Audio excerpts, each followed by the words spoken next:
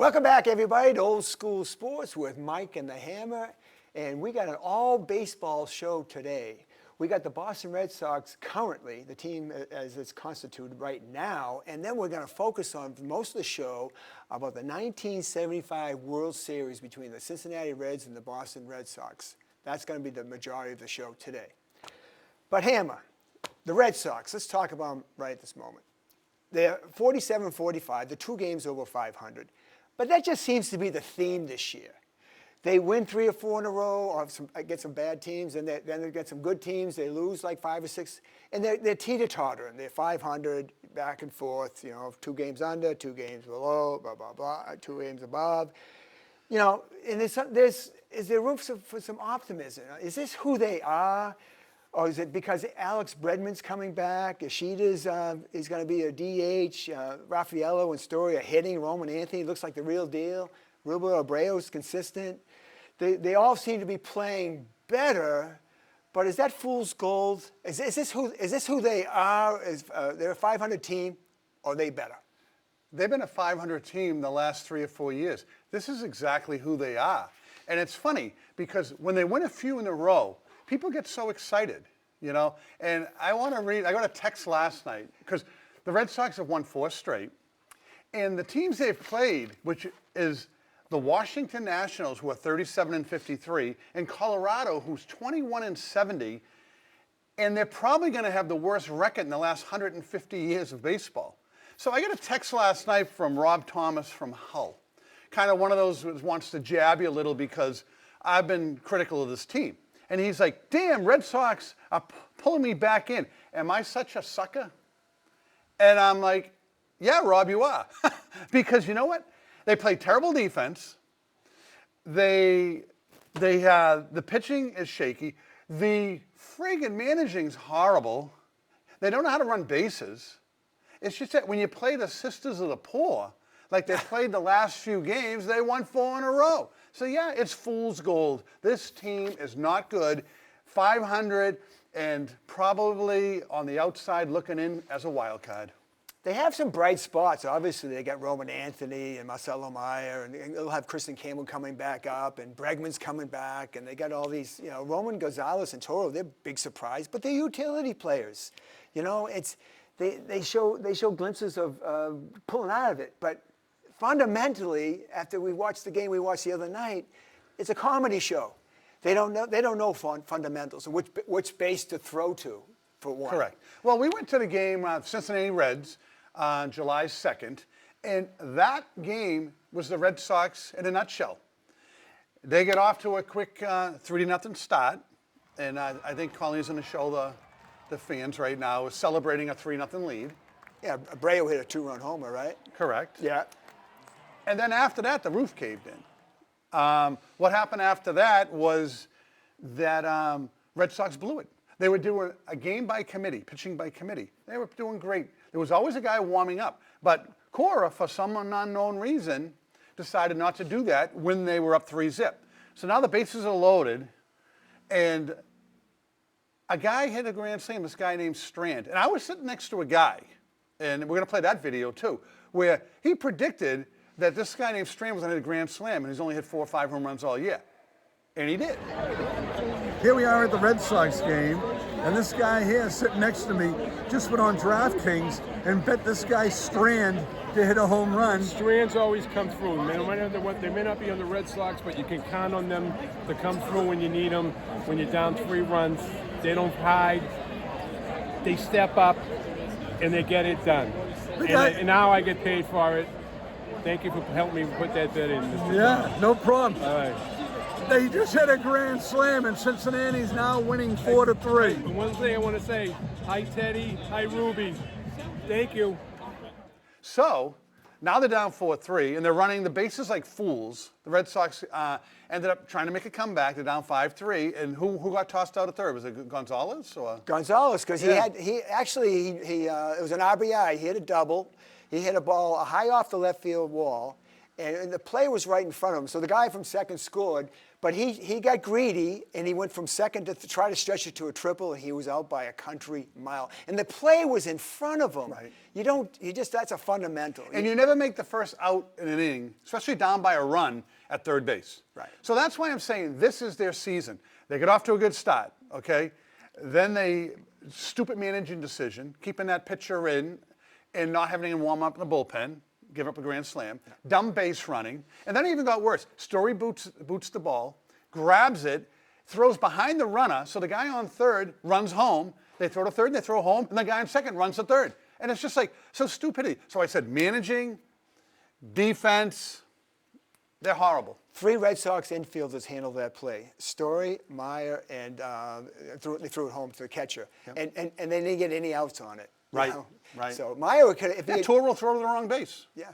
Yeah. And Toro, his error led to the grand slam, if you remember that play. You know? So they're just a comedy of errors.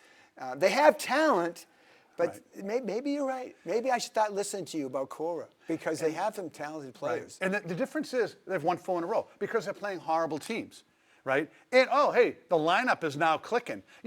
You're playing 2 of the worst teams, or 2 worst teams in baseball, right? Which means when you're a terrible team, means you have sucky pitching, which they do, so it makes your offense look better, right? Is this a fair statement? Okay, so you're talking about the Washington Senators, right? And the Colorado Rockies. Washington Nationals. Nationals, Senators. Boy, are you old. I'm going back, right? So Yeah. so you got the Nationals and the Rockies, right? Is it a fair statement to say that there are maybe some AAA teams that are better than these teams? No, I don't agree with that. I just think that talent-wise, they just don't have enough, to make a reputable lineup. Yeah. Well, they got a few good players, but nothing that can compete in the league. Right. I mean, 21 and 70. I mean, that is outrageous. How bad Colorado is. Yeah. They're going to break the Chicago White Sox losing record from, was it last year? Right. The most losses ever. They're going to crush it, I think. Yeah. So, I mean, the Red Sox got them the next 2 nights, and they should beat them the next 2 nights. And then people are going to be over the moon. They're going to be like, hey, we won, now we've won 6 in a row. Yeah. But then when they play a team that's a 500 team but better, they're going to get squashed. That's what happens. Right. All the offense is going to dry up. So, but the game we went to was, it really summed it up, because they just kind of can't beat, and Cincinnati is a decent team. And they just couldn't hold it together for 9 innings. Mistakes against good teams come back to haunt you, and it certainly did. They were doing pitcher by committee, and they were having a person warming up, a reliever warming up in the bullpen every inning, and they got through 6 innings. Matter of fact, we were talking, it was the 6th inning. I said, we might be out here by 9:15. It was just flowing right along until the 7th. And then who's that? Greg Wizard? Weiser. Weiser came in and he put gasoline on the fire. I think he left him in because he's an experienced reliever, and all the other ones were like just newbies, and so they were doing one inning. But he didn't have anybody warmed up. I know, that's it. We talked about it even before. Before the Grand Slam. But the thing is, we got nice shirts out of the deal. This was a 1975 Red Sox jersey. That's a Mexican-America Red Sox jersey. Mexican-America. So the reason why we went to the game is because it was the 50th anniversary of the Red Sox playing the Cincinnati Reds in the 1975 World Series. That's why we pegged that game to go to, and we ended up with our souvenirs. So to me, it was a win-win. Yeah. So do you want to flip to, forget about the current team. Let's go. Let's go there. Let's go back in time. Let's go back in time. This is old school sports. When you were a little... Let's go back into the... When you were a little boy. 11 years old, 1975. Yeah. Let's go back to, first off, let's go back to when you were 10. Let's talk about the 1974 Red Sox, because this 1975 team just didn't come out of nowhere. They were a good team in 74. The problem was Rick Wise, one of their best pitchers, he missed the first half of the year, and Colin Fisk got hurt. He missed the second half. The Sox held a 7-game lead as of August 23rd, and then they lost 24 of the remaining 38 games, and they dropped to 3rd place. The Orioles finished first, and the Yankees finished second. So the die was set. They had a good nucleus of a team. They just had, and so the following year in '75, Rick Wise pitched the whole year. He actually had 19 wins that year. you know, and he was like number 2, maybe 3. It was Bill Lee, and of course Louis Tiant was the number 1. So the 75 team was a great team. We're going to talk about them. They faced the Big Red Machine. How many games did the Big Red Machine Red win? Machine, they won 108 games and lost 54. They were stacked from top to bottom, you know, with the Pete Rosens and the Tony Benches, Perez. yeah, And they had everybody. They had by far the best team. They were huge favorites to win the World Series. Red Sox were 95 and 65. And, you know, they ended up in the first round of back then it was you win your division and you have one round of playoffs and you go to the World Series. They didn't have all these wild card teams. Well, they only had 12 teams. Yes. Yeah. So they were a team that actually Oakland who won the World Series in 73, 74, 72, 73, and 74. The Red Sox are the ones that ended that dynasty. They swept them in 1975. 3-0.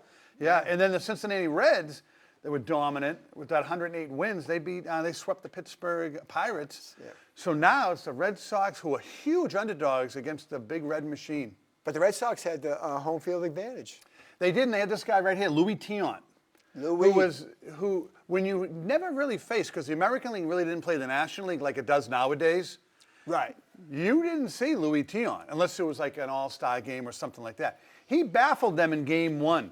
And the Red Sox shocked the world. Won game 1, 6-0. Louis Tiant actually went 1 for 3 as a batter. And back then, you got to remember, in American League, you didn't have they had they had a bat. Oh, yeah. Louis Tiant 1 for 3 and scored a run.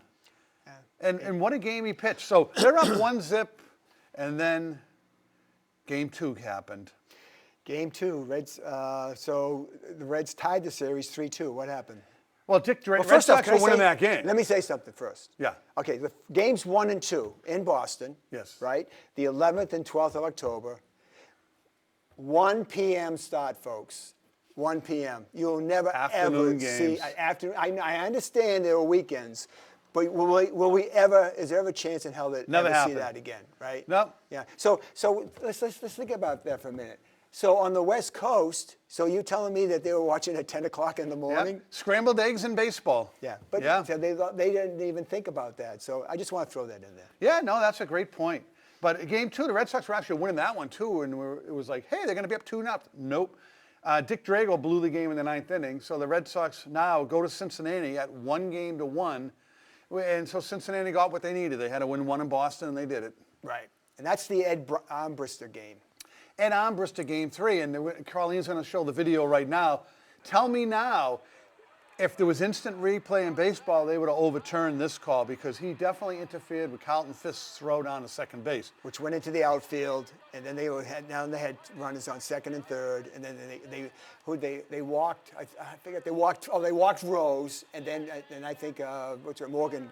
Joe Morgan. Joe Morgan drove him in. Yeah, but it was extra innings, so they lost that game 6-5 in 10 innings. But like I said, nowadays with instant replay, they would have reversed that. And they would have called Armbrister out, made the runners revert back to first and second base, and they probably would have got out of the inning. They would have had a chance to win the game. But hey, back then, that was then. the umpire's decision, and that's all there was. And so that's how it goes. So now the Sox are down 2-1. Game 4. Louis. They bring Louis Tiant back, okay? After he pitched that masterpiece in game 1, he threw Louis Tiant. Nowadays, no one would ever do this in 2 games. He threw 163 pitches, another complete game. The Red Sox win 5-4. So at this point, the MVP of the World Series after 4 games is Louis Tiant. Can you imagine? He's 2-0. The Big Red Machine, 2 complete games against him. Amazing. Not only was it his MO to pitch a complete game, but it was nothing for Louis Tiant to go into 130, 40, 50 pitches. He seemed like he did that all the time. He had a rubber arm. But back then, it's an attitude. Now they went into analytics. Now they have these players, these pitchers. No, when he gets to 85 pitches and 90, and then we're gonna start looking at him. And you know, I think it's crazy. Let them. I like. It's refreshing to see a complete game nowadays, but because you don't see them. You don't see it, but you only see it if a guy's throwing, 90 or 100 pitches and has been very efficient with his pitches. Right. I mean, I've seen lately in baseball, A guy can be throwing a no-hitter in the seventh just gonna inning, say that. and he's thrown 105 pitches. They take him out. It happened, I think, twice last year. Yeah. They took players out that had no hitters Please. going. Are you kidding me? Yeah. Oh yeah, my God. The game is Yeah. the wussification of baseball, Yeah. Mike, is what it is. Yeah. So Louis throws a gem, another complete game, and 163 pitches, and so now we're tied 2-2. Yeah, Game 5, Reggie Cleveland. I mean, the Red Sox started off early, but then Cleveland got bombed, gave up 2 home runs to Tony Perez. It's the only game in the whole series that wasn't like a 1 or 2 run game. Yeah, it was a blowout. Yeah, so they ended up losing that game 6-2. And now And you then- now you have an off day. Now is where it gets interesting. You're gonna be like, oh, okay, but for people that don't know, Game 6 and Game 7 and what happened around it is what made 1975 the greatest World Series of all time. So after Game 4, what happened? So Mike, the weatherman. Yeah. Well, first off, they have an off day, a travel day, right? And then they have 3 days of rain. So it added up to 4 days off. So Game 6 comes, and it was October 21st. It was a night game. And the best thing about all that rain was you could bring Louis Tion back. Yeah, yeah, You know, because if not, he was done probably for the World Series. Yeah. Now you can bring him back. Your season is on the line. You're down 3-2, and you bring Louis Tion back because it's 4 days later. Yeah. But unfortunately, because he threw 163 pitches the game before, Right. he really didn't have his stuff, and he lasted 7 innings. So the Red Sox started off Game 6, Game 6 is considered the greatest baseball game ever played. Might be. Red Sox started off 3-0, and then the whole momentum changed when Fred Lynn, who was Crashed the wall. crashed into the wall and hurt his back and came out of the game. And Fred Lynn back then was a rookie. Him and Jim Rice. Let's make note of that. Jim Rice didn't even play in this series because what happened to him in September? He got He hit got by a hit pitch. by a fastball by Vern Rule In the hand in or- September. Yeah, broke his wrist. He was out. So back then they were called the Gold Dust Twins. Jim Rice, Fred Lynn, kind of like, they came up from the minors like the Red Sox are trying to do here in the current 2025 with season. Anthony and Meyer, yes. That's They're bringing these guys up, hoping they can catch lightning in a bottle. Fred Lynn was, the highlight film, making all these diving catches all over. So it really took the wind out of the ballpark when he got hurt. Well, they actually came up in '74, and I think Rice came up in August, and Lynn came up in September. they were still considered But rookies in They 75. didn't have enough games, but they got a taste of it a little bit, Yeah. and they hit the ground running in spring training. So they were, again, the Gold Dust Twins, and they were phenomenal. And Rice was probably could have been their best actually hitter player, Yeah, home run and they, hitter and they player, didn't even yeah. have him for the series. Right. Yeah. So There you go. So he's out. So Lynn gets hurt. Wind goes out of the ballpark, and then the Cincinnati Reds get hot, and they go up. They hit Louis Tion, score a bunch of runs, and they go up 6-3. So now we go to the bottom of the 8th inning. 2 guys on for the Red Sox. Bernie Cabo, pinch hitter, and he's totally overmatched. Totally, barely fouling him off. And then this happened. Colleen, hit it. You did your job.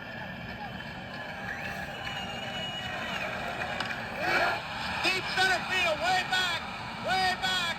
We're tied up.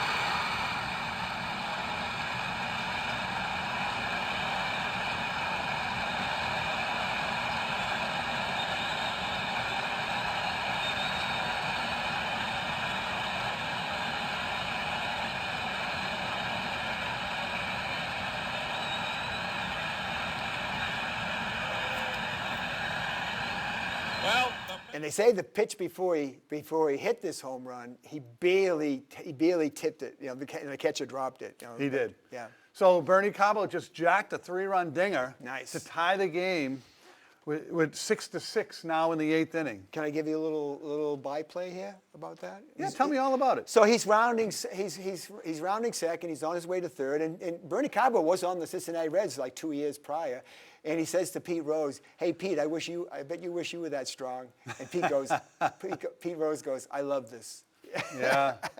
And okay, so then what happened? Well, Pete Rose even said that was the greatest game he ever played in, even though they lost. And there was no one more competitive than Pete Rose. Oh, I love but he Pete admitted Rose. it's the greatest game he ever played in. Which took yeah. a lot for him to say that, because usually you'd think it'd be an exciting game, not a heartbreaking loss. Right. So then the game goes to extra innings. Right. And then one of the best catches ever, Dwight Evans was known for his rocket arm in right field. A couple guys on, they hit a bomb over his head. He pretty much jumps, takes a home run away, Kind of like a football receiver. Yes. Like this over his head. Yep. Yeah. Fires it in like the worst relay throw in the history of baseball, but then they relayed and got the double play at first base, Right. which extended the game because if that ball's gone, pretty much you're done at that point. That was the top of the 11th, is Yes, that it right? was. Yeah, okay. Yeah. All right. So then we go to the bottom of the 12th. What happens? And then now we get this happened. Another video of Carlton Fisk jacking one out. Swings, long drive, left field. If it stays fair, it's gone. Home run! The Red Sox win. And the series is tied 3 games apiece. Carlton Fisk hit a 1-0 pitch. They're jamming out on the field. His teammates are waiting for him. The ball hit the foul pole. And the Red Sox have sent the World Series into Game 7. He waved. He waved it fair. He waved it fair. So he hits the foul. He hit the foul pole actually. It did hit the foul pole, yeah. And who did he hit? Who did he hit it off of?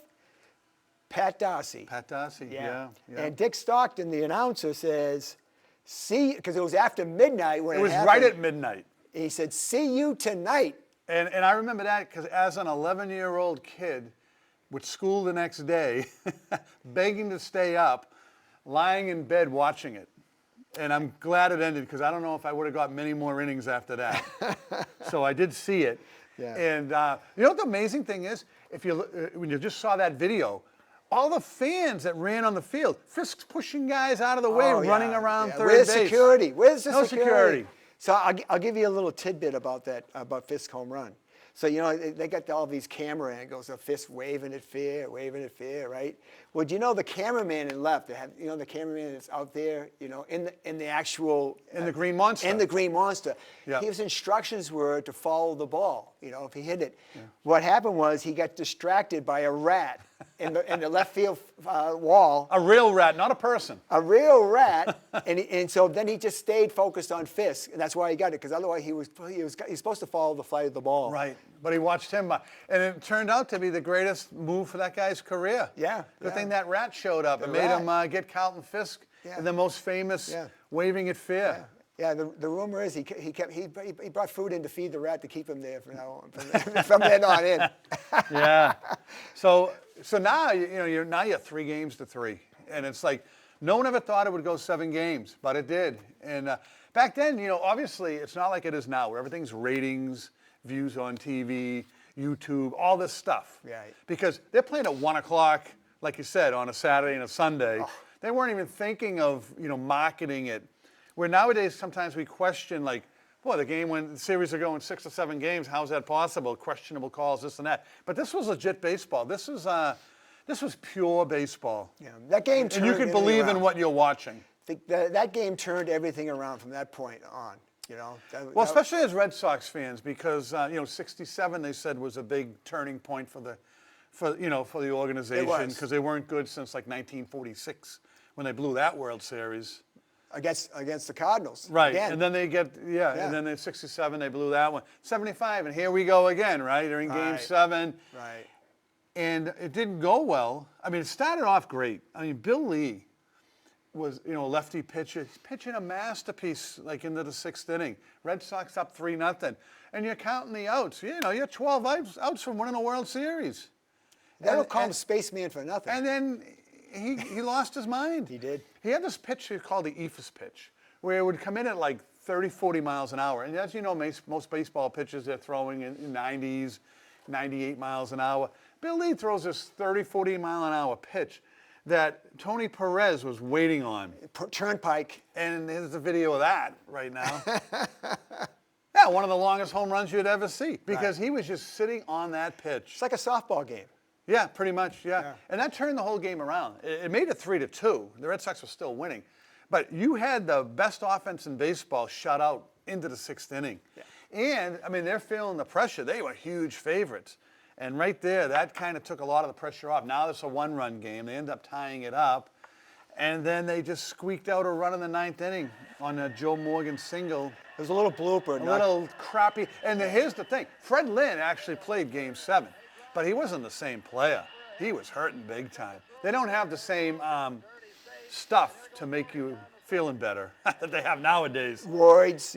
Shoot it up or numbness. They didn't have that. He played with like an old man with a bad back.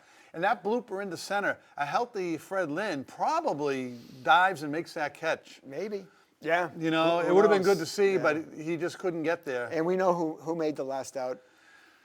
And you feel bad. Oh, the ninth inning. Oh my gosh, talk about it's just 3 pop-ups. You know, that ended this. And Yastrzemski popped out. To center field, Geronimo, and Yeah. that was it. But Beetle Bob Bailey, he was a pinch hitter. That's how bad your bench was. Yeah. And Wow. he made it out in the 9th inning too. He was a backup catcher. Yeah. And Yastrzemski, you feel bad for him. Yastrzemski had a really good series. He did. He did. You know, Lynn had a good series. They played, you know, you always talk about, you know, teams not performing under the clutch. They played as good as they could. Oh yeah, they played over their head. They played actually. way over their head, and then they just ran against a team that was just so much better. They absolutely were. If you go position by position, there wasn't a scenario where they had a better player. You know, Right. I mean, you had Johnny Bench and Pete Rose and Joe. Well, and Fiskin's bench Joe is probably the only close one. Yeah, Joe Morgan, right? You had a lot of Rico Tony Petroselli against Perez. you know Pete Rose. He can't It match was- up they with had- them. They were loaded everywhere. Yeah. And they at every position, and even their bench was better too. But you know, you got to give them credit. They made it go 7 games, and what memories! And you know, being a young kid, I mean, I was actually an A's fan, you know, in '72. Of course you were. 74. You had three World And I was Series. a little depressed when the Red Sox beat them, but then I jumped on the Red Sox bandwagon. There was room. But it changed everything in baseball, because baseball now they weren't big on night games, but they sure as hell were. They still the national TV games were all yeah. night then, you know. Yeah. Because they used to have Saturday afternoon games, or you know, the game of the week they called it. Yeah, because you'd never get to see National League play. Right. And the only time you did was you'd Game hear of the about week. You'd hear about Dave Parker and you Willie know, Stargell. Yeah, like a Bob Gibson, all these superstars, but you'd never see them play because they were National League players. But I mean, nowadays with ESPN and TBS and ESPN2, and you can't flip the channel without running into a game. TBS was Atlanta Braves Turner baseball back, you know, in the 90s, Ted Turner. 80s and 90s. Yeah. You know, that became America's team because it was broadcasted all around the country. Yeah. So it also changed the trajectory of the salaries too, because I'm gonna give you the winning players' share of what they won by winning the World Series was $19,060. And you say, wow, it's way back. It's 50 years ago, right? So that sounds like it might be all right. Well, if you do inflation, that equals to $113,000 today. And the losing share was $13,000, which is $77,000 today. Where last year's World Series winner, the Los Angeles Dodgers, their winning share was $477,000 a person, and the Yankees losing was $354,000. So I mean, these guys on the Dodgers and the Yankees, all current baseball players, they got the previous players to thank for Without a doubt, you yeah. know, paving the way, if you will. And this money they're getting now for World Series and playoff appearances, it's just pocket change. I mean, like Ohtani's making, you know, $50 million a year. $450,000, he probably just threw that check in like his glove box in his car, and it's probably still sitting there. Yeah, it's crazy. You know, yeah. and it's just, it's outrageous how the players of the old, and even in the old days, they would play baseball and get a job in the off season. Yeah. It paid that little. Yeah, all the Boston teams, the Bruins, the Celtics, the Red Sox, they all had jobs in the off season. Red Sox, yeah. And now it's, I guess now it's because sometimes, you know, they'd have spring training for 6 weeks to get these guys in shape. You had to do it. Spring training now is wicked, is crazy too long. Well, Because these guys are athletes that, you know, are working out most days, every day of the year. Yeah, personal trainers, you know, it's a 12-month process. Yeah, so it's totally different. It's their job, like, you know, 365 a year, where before it'd be like, all right, I'll come to spring training in, you know, March, and then I'll be ready to, you know, lose my 20 pounds by the middle of April. But they should do it 12 months a year, because even the utility players making $5 or $6 million a year, right? Yeah. Let's go back to, we're talking about salaries. Louis Tiant was the highest salaried player in 1975 at $185,000. Yeah. But that equates to $1.1 million today. So it's not a fair mix, you know. Right. Yeah. True. And Bernie Cabo, okay, he made $50,000. Well, that's $300,000 today. $300,000. They make that a game. Some of them do, yeah. Right? You know, you wonder, Yaz, there's his statue there in front. Yeah. You just wonder, he played 23 years. I wonder how much, and you know, I just thought of it now, and that's why I don't have the research. And I just wonder how much he made in his career. You know what I mean? I mean, there's players that making more money in like 2 months than he probably made in his whole career. Well, I bet. So he was making 175,000 in the 70s. Probably in the 60s, he was probably making 75,000. Right, and then he played till 1983. So he probably in the later 70s and early 80s, he probably Broke the million Oh, barrier, maybe. I would think, yeah. Yeah. So, but his total career, what would you think? Maybe 5 or 6 million, maybe. I think I read somewhere that most. Johnny Bench, who was a great player, I think he made yeah. like $6 million in his Okay. career. But they used their name to make way more money than Right, afterwards. But no, they didn't make. They always lament. They get interviewed and they talk about what could I be making today. You got to play like that, right? Oh, I know, right? Yeah. Yeah, it's for us. It's kind of like, you know, geez, I sold that house for, you know, 450,000. Now it'd be worth 900. Right. So to put it in our terms Sure. is Yeah. the value of property. Right. You know how that's gone up over the last, you know, It's 20, 30 years. It's insane the amount of money that, and we were talking about this on the ride in about how, you know, how much we paid to go in for parking, and what did Pell play for a beer? Like, for one beer it was $16.50, right? Yeah, And, outrageous. yeah, and what you pay for the tickets and the whole dynamic. And what did I say? What did you say? You know, some people think I have a large appetite. And I said, I'm not eating at the game. Yes, I'm yeah. not eating. I'm not drinking. I'm not spending $16.50 for a beer. I'm not giving John Henry my money until he spends more on the team. Yeah, I did $33 for a standing room only ticket, so I gave him $33. But I refused, even though my stomach was growling. I would not buy concessions at the game. Check that. His stomach wasn't ground because at the food court a couple hours before, he loaded up so he didn't have to pay John Henry anything. Yeah. If you're ever at Fenway, there's a food court at the old Sears building. It's amazing how good it is. Right. You can get anything there.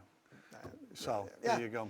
So it was a good night. We had a good time. Yeah, it was a very good night. It was a nice night to get about. You know, we showed Amy and her friend Mary in at the game, and we had a Right. picture of us, and we had highlights of the game and stuff like that. It was a great night out. And you know, in the old days, it'd be like, oh, if the Red Sox don't win, oh, the night stunk. But now it's like you go out and you just have a good time, and it was a really good night with friends. So I remember you calling me. You used to have seats in section 12, and I'd buy some tickets off you sometime. And one time you called me up, and it was April, and it was the Yankees, and I said, no thanks. He goes, but the Yankees. I said, look, I'd rather go. Name me the worst team in baseball, you know, whoever it was at the time, you know, Washington, whatever it was, and I'd rather go there on a June day or a July day, perfect weather day, and then have them lose than go home and beat the Yankees in April where it's 38 degrees and Yeah, I agree with that. raining, that sort of thing. So, all right. yeah. True. So I'm sure we missed some stuff, and we'll probably get some text messages and emails on why didn't you talk about this, about the World Series or this or that. But you know, we just hit the high points. It was amazing. If you ever go on YouTube, you can probably watch the series in a condensed version. It still was, I think, the best World Series ever. And here's Carlton Fisk with showing, and then the poor.